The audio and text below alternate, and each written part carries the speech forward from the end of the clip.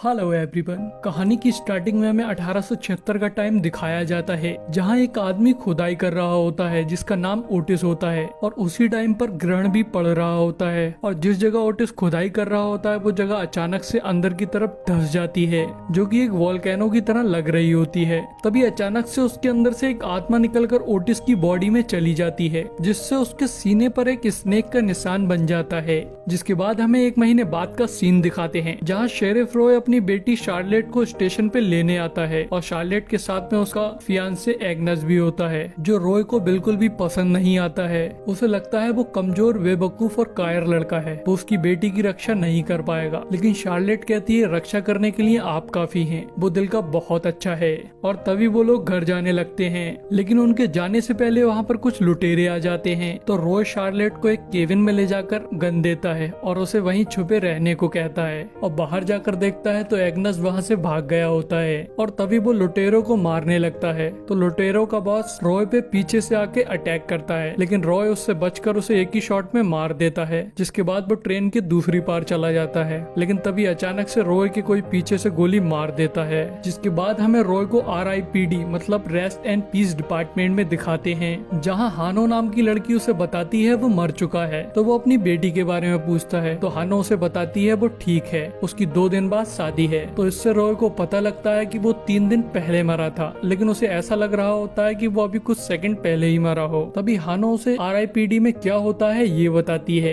RIPD में वो लोग आत्माओं को हेल में भेजते हैं, जो कि हेल से निकलकर अर्थ पर चली जाती हैं और ह्यूमन की बॉडी पर कंट्रोल ले लेती हैं। वो लोग उन्हें डैडोस बुलाते हैं। तभी हानो रॉय को एक रूम में लेके जाती है, जहाँ बहुत सारी गन्स होती हैं, जिसे देखकर रॉय काफी खुश होता है। तो वो उससे कहती है इनमें से तुम एक गन ले सकते हो। तो रॉय कहता है मैं सिर्फ अपनी गन को ही यूज करता हूँ। तो वो बताती है डैडोस सिर्फ उनकी गन से ही मर सकते हैं। उसके बाद वो रॉय से एक कॉन्ट्रैक्ट साइन करने को कहती है, जिसे वो जल्दी से साइन कर देता है, क्योंकि उसे अर्थ पे वापस जाने की बहुत लग रही थी। और वहाँ सरफेस पर एक वैसा ही साइन बना होता है जो स्टार्टिंग में ओटिस के चेस्ट पे बन गया था। तो रॉय उसके बारे में पूछता है, तो वो बताती है जब कोई आत्मा ह्यूमन बॉडी पे कब्जा करती है तब ये निशान उसके चेस्ट पे बन जाता है। तुम ये कह सकते हो ये डैडोस की पहचान होती है। तभी वो उसे एक टॉयलेट में भेज देती है, क्योंकि वही उनका पोर्टल होता है अर्थ पर आने जाने के लिए। तभी वो अर्थ पर पहुंच जाता है, जहां उसके पास उसकी पार्टनर जेन आती है, जो कि उसके लिए घोड़ा लाई होती है। तो रॉय घोड़े पर बैठकर कहता है मैं अकेला ही काम करता हूँ, और फिर अपनी बेटी से मिलने चला जाता है और डोर पे पहुंचकर अंदर जाने लगता है। लेकिन वहाँ जेन आकर उसे पकड़कर वहाँ से ले जाती है, और देखने में रॉय जेन से बड़ा लग रहा होता है। तो वो उससे कहता है मैं तुमसे सीनियर हूँ, तुम्हें मेरा ऑर्डर मानना होगा। तो जेन बताती है वो 450 सालों से RIPD में काम कर रही है, मतलब वो उसे कई सदी बड़ी है। लेकिन रॉय नहीं मानता है और उससे फाइट करने लगता है। तो फाइट करते हुए जेन उसे बताती है कि अब वो पुराना रॉय नहीं रहा, वो मर चुका है, वो अपनी पुरानी लाइफ में अब नहीं जा सकता, क्योंकि अब वो पहले जैसा नहीं रहा। वो उसे अपनी तलवार में उसका फेस दिखाती है, तो वो अब औरत दिख रहा होता है। वो सारे ह्यूमंस को अब वही औरत दिखेगा, लेकिन RIPD ऑफिसर को वो पहले जैसा ही दिखता है। उसकी पहले वाली बॉडी तबाह हो गई होती है, तो इसलिए उसे ये बॉडी मिली होती है। और जैन भी देखने में अलग लग रही होती है। वो दोनों सारे ह्यूमन को ब्लैक वुमेन दिखती हैं, लेकिन आपस में वो एक दूसरे को पहले जैसे ही दिख रहे होते हैं। तो रॉय कहता है मैं चाहे किसी भी बॉडी में हूँ, लेकिन मेरी बेटी मुझे पहचान लेगी। तो जेन बताती है जब वो अपनी बेटी से बात करेगा तो उसकी लैंग्वेज उसके समझ में नहीं आएगी। हालांकि बाकी लोगों से वो बिल्कुल नॉर्मली बात कर सकता है, लेकिन वो किसी अपने या फिर अपनी किसी पर्सनल बात के बारे में बात नहीं कर सकता है। ये RIP डिपार्टमेंट का रूल है। तुम अपनी पुरानी जिंदगी में वापस नहीं जा सकते हो। जब तुम RIPD बन जाते हो तब तुम पुराने मसले नहीं सुलझा सकते। तभी वहाँ पर रॉय का एक दोस्त आ जाता है। हालांकि रॉय उसे एक अब वुमेन दिख रही होती है, उसे उसके बारे में कुछ भी मालूम नहीं होता है, और उससे उन्हें पता लगता है वो स्टेशन वाले लुटेरे लोगों को किडनैप कर रहे हैं, और वो दोनों रॉय की कवर पर होते हैं। तो इसलिए रॉय के दोस्त को लगता है वो दोनों भी रॉय की दोस्त हैं। इसलिए वो उनसे कहता है कि बेचारी शार्लेट बहुत परेशान होगी, क्योंकि उसके पिता की मौत हो गई और उसके फियांसे को वो लुटेरे किडनैप कर ले गए। साथ ही वो बताता है उनमें से 3 लुटेरों को पकड़ लिया गया है, जिन्हें आज जेल भेजा जा रहा है। तो रॉय उन्हें रास्ते में रोकने के लिए निकल जाता है, क्योंकि उसकी बेटी अकेली हो गई थी, तो इसलिए वो एग्नेस को वापस लाना चाहता था। लेकिन जेन उससे पर्सनल मैटर को सॉल्व करने के लिए मना करती है, पर वो फिर भी चला जाता है। तो जेन भी उसके पीछे जाती है। तो वो वहाँ जाकर देखते हैं कि लुटेरों के सीने पे वही निशान बना होता है मतलब वो डैडोज होते हैं और अब ये उनका मैटर बन जाता है। तो वो दोनों लोग एक नाटक कर पुलिस को रोकते हैं और पुलिस वालों को बांध देते हैं। तो रॉय उनके केज को खोलने की कोशिश करता है लेकिन वो नहीं खुल रहा होता है और पुलिस वालों के पास में भी उसकी की नहीं होती है। तो जेन के पास में एक लिक्विड होता है जिसे वो एक डैडोज पे डाल देती है जिससे वो अपनी असली फॉर्म में आ जाता है और तभी केज को तोड़ देता है। तो रॉय उस पर शूट कर उसे वापस हेल में भेज देता है और वो बचे हुए 2 लुटेरों में से एक को और मार देते हैं और तीसरे वाले को पूछताछ करने के लिए छोड़ देते हैं। लेकिन वहीं एक पैम्पलेट से रॉय को पता लगता है कि वही तीसरे वाले लुटेरे ने उसको पीछे से गोली मारी थी। उसका नाम स्लिम होता है। तो रॉय उस पर बहुत भड़कता है और उससे कहता है तुमने मेरे पीछे से गोली मारी थी, जिसपे स्लिम कहता है मैम मैं तो आपसे पहली बार मिला हूँ। तो जेन रॉय को याद दिलाती है कि तुम अब पहले जैसे नहीं दिखते हो। तो स्लिम को पता लग जाता है कि ये सिर्फ रॉय है। तो स्लिम उससे कहता है मैंने तुम पे शूट नहीं किया था। तो वो उसे वो पैम्पलेट दिखाता है और उस पे गन पॉइंट कर देता है। तो जेन रॉय को रोकती है और स्लिम से पूछती है तुम लोगों को किडनैप क्यों और किसके कहने पे कर रहे थे, लेकिन वो उन्हें कुछ नहीं बताता है। तो वो उस पे वही थोड़ा सा लिक्विड डालती है जिससे उसे बहुत दर्द होता है और तभी वो बताने लगता है। वो बताता है कि एक ओटिस नाम का डैडोज है जो कि बाकी डैडोज से बहुत अलग है और वो बहुत पावरफुल भी है। उसके पास में RIPD की गन है जिससे वो डैडोज को डरा कर अपना काम कराता है।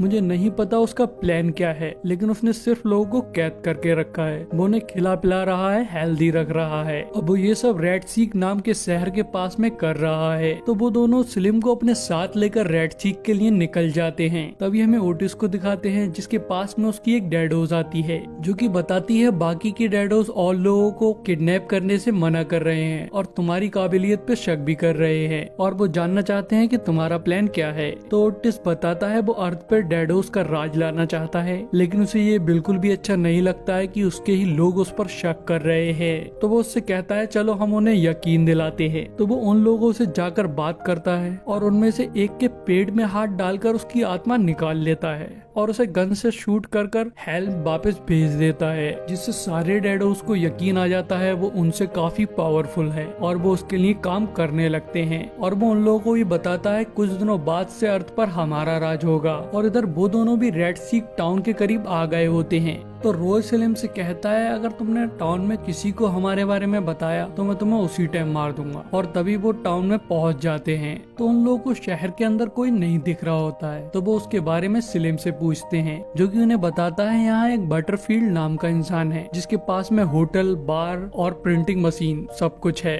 और वही इस शहर का मेयर है। उसने ही यहाँ के लोगों को कहीं भेजा है। तो वो लोग बटरफील्ड के होटल में जाते हैं और बटरफील्ड के पास जाकर वो उसे बताते हैं कि वो दोनों बाउंटी एंटर हैं। उन्होंने रॉय के कातिल को पकड़ा है। वो कल उसे जेल में छोड़ देंगी लेकिन इस रात के लिए उन्हें यहाँ रूम चाहिए। तो बटरफील्ड उनसे कहता है यहाँ पर ब्लैक लोगों को रूम नहीं मिलता है और वो उन्हें एक ऊपर बोर्ड दिखाता है जिसमें लिखा होता है कि कलर्ड नॉट अलाउड। तो रॉय को उस पर गुस्सा आ जाता है। वो उस पर गन पॉइंट कर देता है और उससे ही वो बोर्ड को उतरवा कर जलवा देता है। तो बटरफील्ड डर के मारे उन्हें रूम देने के लिए राजी हो जाता है और अपने होटल की स्टाफ बेवरली को बुलाकर उससे कहता है इन्हें रूम तक छोड़ आओ। और स्लिम भी इसी शहर का था। स्लिम के बारे में बेवरली को बताकर उसके बारे में पूछता है। तो बेवरली बताती है कि वो एक अच्छा इंसान था। तभी वो लोग रूम में पहुंच जाते हैं जहां जेन बेवरली से पूछती है यहाँ के सारे लोग कहाँ गए। तो वो बताती है बटरफील्ड ने उन लोगों को कहीं भेज दिया है और उसके बाद वो वहाँ से चली जाती है। तभी हमें कैद लोगों को दिखाते हैं जिसमें एग्नेस भी होता है और वहाँ पर सारे लोग मास्क पहने हुए होते हैं। तो वहाँ पर एक लड़की मास्क को उतार रही होती है तो एग्नेस उसे रोकता है और उसे अपना मास्क उतार कर दिखाता है। मास्क उतारने के बाद में वो सांस नहीं ले पा रहा होता है और तभी वो अपना मास्क पहन लेता है।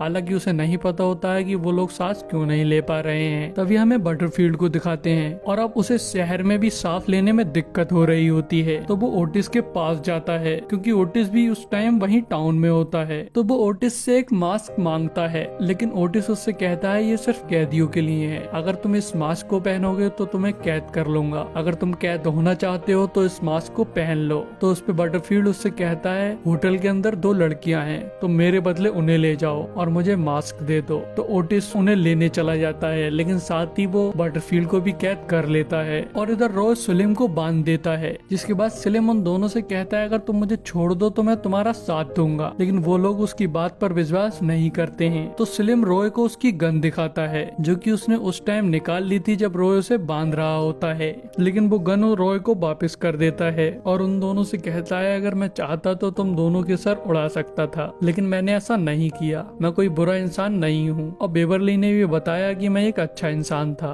लेकिन वो दोनों फिर भी उसकी बात पर विश्वास नहीं करते हैं और बाहर चले जाते हैं। तो बाहर जाकर उन्हें एक गाड़ी में बटरफील्ड मिलता है, तो वो उससे पूछते हैं तुम्हें यहाँ किसने कैद किया। तो वो उन दोनों को बताता है मुझे ओटिस ने यहाँ कैद किया है और मेरे शहर के सारे लोगों को माउंटेन की पुरानी माइन पे कैद किया है। तो जैन कहती है वहाँ तो हेल का गेटवे है और आज रात ग्रहण भी पड़ने वाला है। तो बटरफील्ड भी कहता है ओटिस भी किसी गेटवे की बात कर रहा था।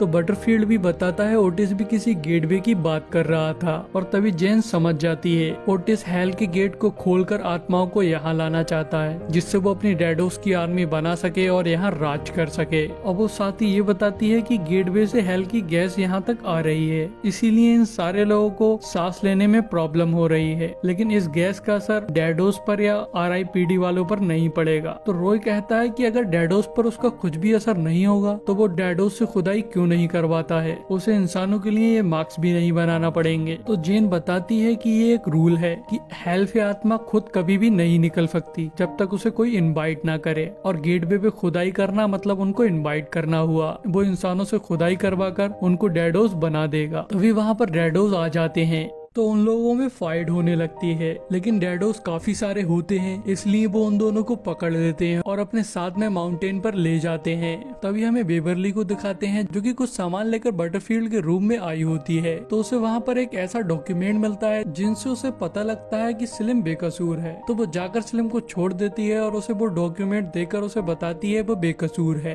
और बेवरली की भी हालत खराब होती है, तो इसलिए सलीम उसे एक मास्क ला कर देता है। तभी हमें उन दोनों को दिखाते हैं जिन्हें बाकी सारे लोगों के साथ में कैद कर दिया होता है। तभी डैडोस डोर को खोलते हैं, तो मौका देखकर एग्नस बाहर चला जाता है और 2 डैडोस से अकेले ही लड़ने लगता है। एग्नस 2 डैडोस पे अकेला ही भारी पड़ रहा होता है, लेकिन तभी वहाँ पर तीसरा डैडोस आ जाता है और उन डैडोस में से एक डैडोस एग्नस को पकड़ लेता है और दूसरा वाला मारने लगता है और उसकी कुछ देर पिटाई कर वो उसे वापस जेल में डाल देते हैं। और जब एग्नस बोलता है तो रॉय को पता लगता है कि वो एग्नस है। तो वो एग्नस से पूछता है क्या तुम्हारी शादी हो गई? तो एग्नस कहता है नहीं, लेकिन मैं एंगेज हूँ दुनिया की सबसे अच्छी और खूबसूरत लड़की के साथ में। और वो शार्लेट की काफी तारीफ ही करता है, साथ ही वो रॉय के बारे में काफी अच्छी बातें करता है और उसकी बातों से रॉय को लगने लगता है कि वो शार्लेट के लिए बिल्कुल परफेक्ट है और रॉय बहुत खुश हो जाता है। लेकिन अब वो ग्रहण का टाइम आ गया होता है, तो ओटिस उन सारे लोगों को गेटवे पर ले जाता है और वहाँ खुदाई करवाने लगता है।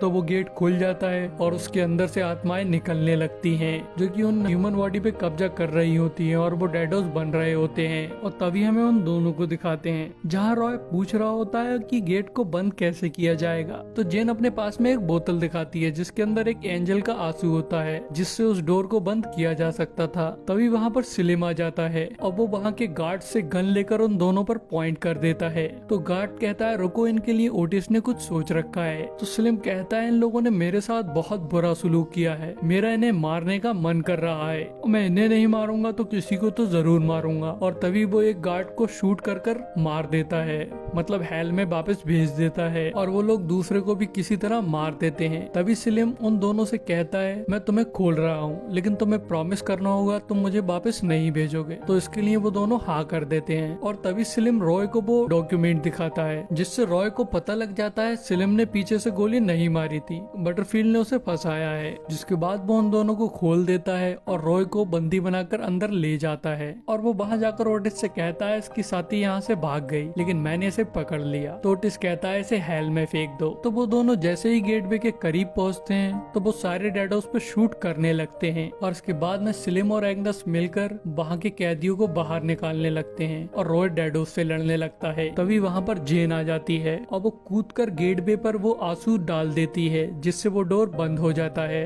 लेकिन वो डोर बंद होते समय सब सब कुछ वापस खींचने लगता है। तो इसलिए जेन अपनी तलवार को जमीन में गाड़ देती है और उसे पकड़ लेती है और रॉय भी उसी को पकड़ लेता है, जिसके बाद वो गेटवे सारी आत्माओं को वापस खींचकर बंद हो जाता है और उनकी ये प्रॉब्लम सॉल्व हो जाती है। तभी जेन अपनी स्वॉर्ड को निकालने की कोशिश करती है लेकिन वो नहीं निकल रही होती है और फिर उन्हें ओटिस की आवाज आती है जो कि गेटवे से अंदर नहीं गया था, क्योंकि वो इस गेटवे से बाहर ही नहीं आया था, वो तो इससे पहले वाले गेटवे से बाहर आया था। और तभी वो अपनी असली फॉर्म में आ जाता है। तो उसे देखकर जेन बताती है ये तो एस्ट्रोथ है, जो कि शैतान के 3 खास चेलों में से एक है और ये सबसे खास वाला है, ये शैतान का राइट हैंड है। तभी एस्ट्रोथ उनसे कहता है अब तुम्हारी वजह से मुझे 50 साल तक इस ग्रहण का इंतजार करना पड़ेगा, और उन पे हमला कर देता है। तो वो दोनों छिप जाते हैं। रॉय उस पर गन से शूट करने लगता है और जेन पीछे से जाकर अपनी स्वॉर्ड लेकर उस पर हमला करने की कोशिश करती है, लेकिन वो उन दोनों को पकड़ लेता है। वो दोनों उसके सामने बहुत कमजोर होते हैं और उनकी गन का भी उस पर असर नहीं हो रहा होता है। तभी रॉय किसी तरह छूट जाता है और जाकर छिप जाता है और वो सोच रहा होता है कि उसे कैसे मारे। तभी उसे वहाँ पर एंजल के आंसू वाली बोतल पड़ी हुई दिख जाती है। तो वो उसे उठाता है और उसमें एक बूंद होती है जिसे वो अपनी RIPD वाली गन में डाल देता है और इधर एस्ट्रोथ जेन को मार रहा होता है, लेकिन रॉय आकर उस पर शूट कर देता है। हेल में वापस चला जाता है। जब भी हमें सिलिम और बेवर्ली को दिखाते हैं जो कि बटरफील्ड को रॉय के पास लेके आते हैं और उससे सच्चाई बताने को कहते हैं। तो वो बताता है कि जब ओटिस ने उसके शहर पे कब्जा किया था तो वो वहाँ से भागने की कोशिश कर रहा था और उसे नहीं पता था कि वो ऑफिसर रॉय है। तो उसी ने ही पीछे से उसके गोली मारी थी, जिसके बाद रॉय उसे कैद कर देता है और बेवर्ली को वहाँ का डेप्यूटी बना देता है और सिलिम को वहाँ का मेयर बना देता है और वो लोग उसे हेल वापस नहीं भेजते हैं। इसके बाद में वो शार्लेट और एग्नेस की शादी में जाते हैं, जहाँ रॉय थोड़ा इमोशनल हो जाता है और कुछ पर्सनल बातें शार्लेट से कहने लगता है, लेकिन उसे उसकी लैंग्वेज समझ में नहीं आती है। तो जेन उस सिचुएशन को वहाँ संभालती है और फिर वो लोग वहाँ से चले जाते हैं। तो RIPD डिपार्टमेंट के पोर्टल पर जाकर रॉय जेन से कहता है अब मैं आराम से हेवन में जाके रहूंगा। तो जेन उसे बताती है तुम वहाँ भी नहीं जा सकते, क्योंकि कॉन्ट्रैक्ट के हिसाब से कम तुम्हें 100 साल तक RIPD के लिए काम करना होगा, उसके बाद ही तुम अपनी नौकरी को छोड़ सकते हो। और यही हमारी मूवी खत्म हो जाती है। गाइस इस मूवी का नाम RIPD 2 है। और गाइस अगर यहाँ तक आ गए हो तो प्लीज चैनल को सब्सक्राइब कर दो और वीडियो को लाइक कर दो और बेल आइकन को दबा दो।